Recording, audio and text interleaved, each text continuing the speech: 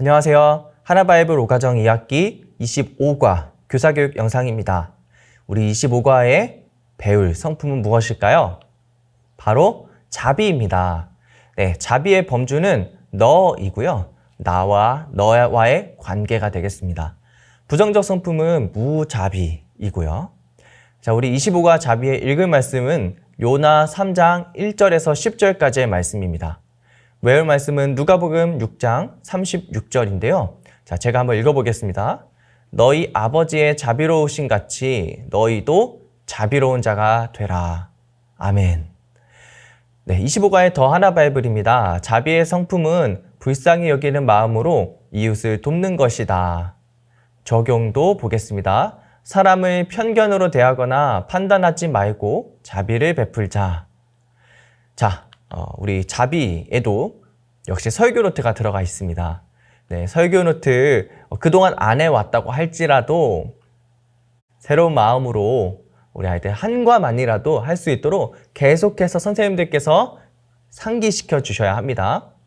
설교 노트 활용할 수 있도록 하시고 설교를 듣고 나서 공과를 시작합니다. 그때 내가 생각하는 자비란 무엇인지 한 명씩 같이 나누면서 공과를 시작하는 것도 좋겠습니다. 자, 그럼 방향 정하기로 한번 넘어가 보겠습니다. 우리 25가 자비의 첫 단계죠. 자, 방향 정하기에서는 본문을 깊이 읽고 그 내용을 이해하는 것이 굉장히 중요합니다. 자, 요나서 3장 1절에서 10절을 읽고 요나의 회고록을 만들어 봅시다 라고 되어 있습니다. 요나서 자체가 요나의 회고록이라고 하는데요. 자, 날짜 니느웨의 심판 예고 후 40일째 빈칸에 넣으면 네, 이렇게 되겠죠. 아래 보기가 있습니다. 그래서 보기를 읽고 빈칸에 넣는 건데요. 하나님께서 내게 말씀하셨다. 일어나 저 큰 성읍 어디로? 네, 니느웨로 가서 내게 명령한 말을 선포하라. 나는 하나님의 말씀을 따르기로 했다. 니느웨는 사흘 동안 걸어야 할 만큼 큰 성읍이었지만 나는 단 하루 동안만 다니며 이렇게 외쳤다. 40일이 지나면 니느웨가 무너지리라. 그런데 니느웨 사람들이 금식하며 회개했다. 마침내 하나님께서 그들이 행한 것, 곧 악한 길에서 돌이키는 것을 보시고 재앙을 내리지 않으셨다. 나는 이것이 못마땅했다. 솔직히 말하면 이해할 수 없었다. 그들은 벌을 받아야 마땅하지 않은가? 하지만 하나님은 은혜로우시며 노하기를 더디하시는 분이시다. 하나님은 나와는 다르게 자비로우신 분이었다. 네, 이렇게 본문을 읽으면서 빈칸에 들어갈 것이 어떤 것인지 보기에서 찾아서 넣고 같이 읽어보는 겁니다. 네, 이것도 역시 학생 1명 혹은 2명 이렇게 나누어서 읽도록 하시면 조금 더 아이들이 참여율을 높일 수 있을 것 같아요. 방향 정하기를 통해서 본문의 내용을 이해했습니다. 본문에 녹여낸 성품도 우리가 배웠습니다. 자, 그렇다면 다음 단계 머무르기에서 자비에 대한 글을 읽고 생각을 나누어 보는 거예요.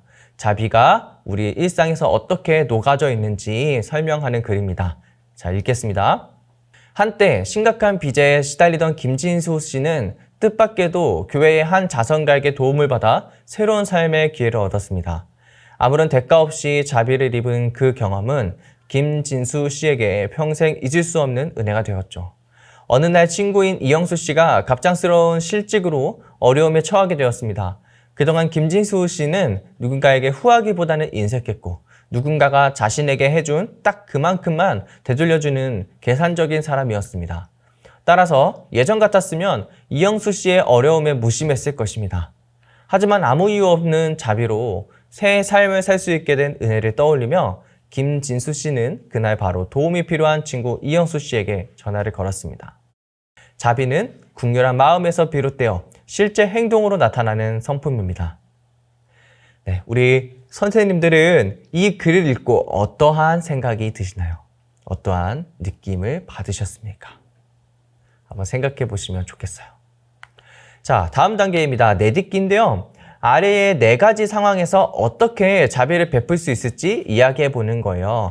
4가지의 상황들이 있죠. 첫 번째 상황은 따돌림.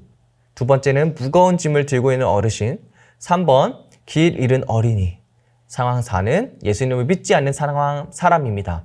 이 네 가지 상황들을 각각 보고 이 상황에서 내가 어떻게 자비를 베풀 수 있을지를 적고 함께 이야기해 보는 거예요. 자, 예를 들어서 무거운 짐을 들고 있는 어르신입니다. 우리 어떻게 자비를 베풀 수 있을까요? 무거운 짐을 들어드릴까요? 들어드릴 수 있고요. 그렇죠? 더 가까운 길을 우리가 알려드릴 수도 있을 것 같아요. 이렇게 자비는 불쌍히 여기는 긍휼의 마음을 가지고 직접 행동하는 것까지, 행동이 굉장히 중요합니다. 그래서 이것들을 같이 생각하고 나누면서 우리가 삶에서 자비를 어떻게 경험하고 실천할 수 있을지를 생각해 보면 되겠습니다. 자, 마지막 나아가기입니다. 이번 한 주 동안 이웃에게 실천할 수 있는 자비로운 일을 생각하고 실천해 봅시다 라고 되어 있는데요. 자, 내가 실천할 수 있는 자비 리스트를 적고 그것을 실천했는지 우리 다음 주에 한번 체크해 보는 거예요. 예를 들어서 혼자 있는 친구에게 먼저 다가가 인사하는 것이 제가 실천할 수 있는 자비 리스트입니다 라고 적었다면 왜? 이것들을 한 주간 실천하고 나서 실천했는지 또 실천 못했는지, 못했다면 왜 못했고 실천했다면 어떤 기분이었는지 어떤 마음이었는지 이렇게 표시하고 나누시도록 도와주시면 되겠습니다. 네, 결석한 친구에게 연락하는 것도 자비, 행동으로 할 수 있는 거니까요. 실천 리스트가 될 수 있을 것 같아요. 이것도 역시 OX를 표시하는 것입니다. 그래서 25과 자비 같은 경우는 자, 적고 살고 끝이 아니라 26과 다음 주에 만났을 때 26과를 시작하기 전에 실천을 잘 했는지 이 경험담을 같이 이야기할 수 있는 시간을 가지시면 좋을 것 같아요. 자, 25가 가정용 교재, 성품일기도 마찬가지입니다. 자, 기억하기, 선행학습, 그리고 한 주간 있었던 일과 수고한 자신에게 격려하는 말, 그리고 하나님께 하고 싶은 말들, 이런 것들을 적으면서 자신이 배운 성품들을 돌아보는 시간을 가지면 좋겠습니다. 자, 25가 교사 교육 영상을 마무리하겠습니다. 우리 하나님은 우리에게 자비를 베풀어 주셨죠. 마음만 가지고 계셨다면 우리에게 구원은 없었을 것입니다. 그러나 자비를 가지고 행동하셨기 때문에 우리를 구원하실 수 있었겠죠. 마찬가지입니다. 우리가 우리 주변에 있는 사람들에게 마음만 가지는 것이 아니라 크든 작든 작은 행동을 실천하여서 자비를 보일 수 있는 저와 우리 선생님들 되었으면 좋겠습니다. 감사합니다.